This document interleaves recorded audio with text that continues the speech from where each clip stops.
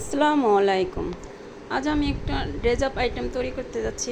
Protein বা একটা dessert item বলতে প্রোটিন বা ডেজার্ট যেটি দুটোই বলা, আর একটু অন্যরকম বানাবো। সবটাই প্রোটিনের মতো হবে। আর এখন আমি একটু ক্যারামেল বানিয়ে নেব। ক্যারামেলটা একটু হালকা লালচা করব, আর বেশি লাল হলে তো একটু তিতা তিতা। আর এখানে অন্যরকম বলতে এই যে সেই অন্যরকম জিনিসটা লাচ্চা সেমাইটা ক্যারামেলের উপরে দিয়ে দিচ্ছি। আর আমি লাচ্চা সেমাইটা কিন্তু একটু ঘিয়ে ভেজে নিয়েছি। ঘিয়ে ভেজে নিলে কি হয়, একটু অন্যরকম স্বাদটা বাড়ে। আর এখন আমি এই যে সেমাইগুলো দিয়ে দিচ্ছি এক এক। আর দুধটা আমি 2 কেজির মতো দুধটা একবারে 1 কেজি বানিয়ে নিয়েছি। আর ঘনত্ব একটু হবে, কারণ এটি একটু লালচা লালচা হবে, শর্টটা আরও বেশি মজা ক্রিমি ক্রিমি ভাব আসে। এখন আমি একটু চিনি কম হয়েছে, দুধটা যখন দিয়েছি তখন একটু চিনি এখানে একটু দিয়ে দিচ্ছি, সেমাইয়ের উপর একটু চিনি কম মনে হচ্ছে তাই। এখন আমি এই যে এখন দুধটা সেমাইয়ের উপরে, আর দুধটা আমি আর 2টা ডিম দিয়েছি। এখানে আমি দুধটাকে একটু ব্লেন্ড করে নিয়েছি। এখন আমি ডিম আর দুধটা ব্লেন্ড করার পরে আমি সেমাইয়ের উপরে আস্তে করে দিয়ে দিয়েছি।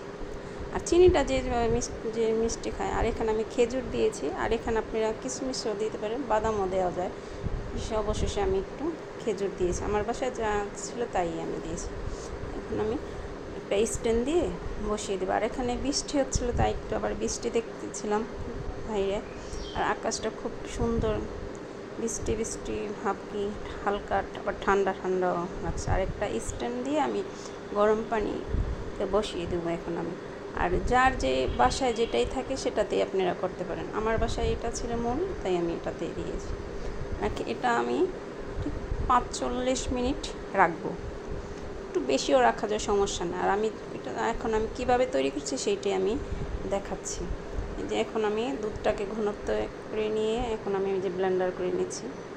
আর ওটা ফার্স্টে আমি দেখুন এখন আমি কীভাবে তৈরি করেছি সেটাই দেখাচ্ছি। আর এই যে চিনি দিয়ে দিচ্ছি। চিনিটা আমরা চিনিটা অবশ্য কম খাই, এই জন্য আমি চিনিটা, আর যে যেমন মিষ্টি খায় সে এভাবেই চিনিটা দিবেন, এটা বুঝে শুনে দেবেন কতটুকু। দুধটা এই শর্টটা আমার খুব মোটা ছিল। আর এই যে ক্যারামেলটা শুরুতেই যেটা ফার্স্টে আর কি দেখানো হয়েছে, যেন এখন আমি প্রস্তুতিটা কীভাবে করেছি সেটা আমি দেখাচ্ছি। আমি 2টা ডিম দিয়েছি, এখানে আপনারা 3টা বা 4টা ডিমও দিতে পারেন। তারপরে আমি দিয়েছি 2টা, কিন্তু খুব মজা হয়েছে এটা খেতে, আর অনেক ক্রিমি হয়। এখন ডিমটা আমি আর ডিম ফ্রিজে থাকলে এটা আগে থেকে নামিয়ে রাখতে হবে। আর এই যে এখন আমি একটু দেখছি আবার ঠিক আছে কিনা চামচটা উঠিয়ে। আর একটু এই যে ব্যানানা এসেন্স একটু দিয়ে দিবেন। ব্যানানা এক্সট্রাক্টটা দিলে কী হয়, ডিমের গন্ধটা দূর হয়।